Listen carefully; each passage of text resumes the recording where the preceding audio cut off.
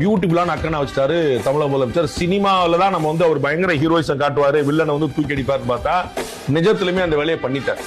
நாளைக்கு இந்த 4 கட்சியிலுமே வெளியே போக முடியாத தர்ம சங்கடத்தை ஏற்படுத்திட்டார். முதல் விஷயம், இவர் அவங்கள போய் பார்த்தது மூலமாக இன்னைக்கு திருமாவளவன் பேட்டி கொடுக்கிறார். நாளைக்கு அவருடைய நம்பிக்கை வாக்குகள் வெற்றி பெறணும் நாங்க வாழ்த்து தெரிவிச்சோம். மதிமுகவுடைய பொதுச்செயலாளர் வீட்டுக்கு திரு விஜய் போறார். அந்த வீட்டுல வேலை பார்க்கிறவங்களை அறிமுகப்படுத்துறாங்க. இவங்க எல்லாம் விசிலுக்கு ஓட்டு போட்டோம். உங்கள் வீட்டில் வேலை பார்க்கிறவங்க கூட உங்களுடைய கட்சிக்கு ஓட்டு போடும். காங்கிரஸ் கட்சி அலுவலகத்துக்கு திரு விஜய் செல்கிறார். நேற்று ராகுல் காந்தி வந்தது அந்த கொண்டாட்டம் இல்ல. ராகுல் காந்தி நேற்று போறார் அந்த இடத்துக்கு. அதே சத்தியமூர்த்தி பவனுக்கு அங்க கொண்டாட்டமே இல்ல.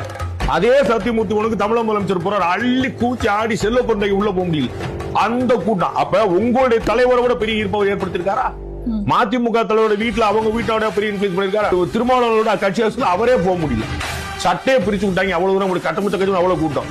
ஒரே வெளியில சவுண்ட் அள்ளுது. இது வெறும் ஸ்டார்டம் கிடையாது, இது வெறும் ஹீரோயிசம் கிடையாது. உங்களுடைய கட்சி நீங்க எங்க வச்சிருக்கீங்கன்னு பாக்கணும். அப்ப உள்ள ஒருத்தர் சாதாரண ஆட்டி விட்டு போறாருன்னா அவர் தான் கிங். அதுல என்ன குழப்பம்?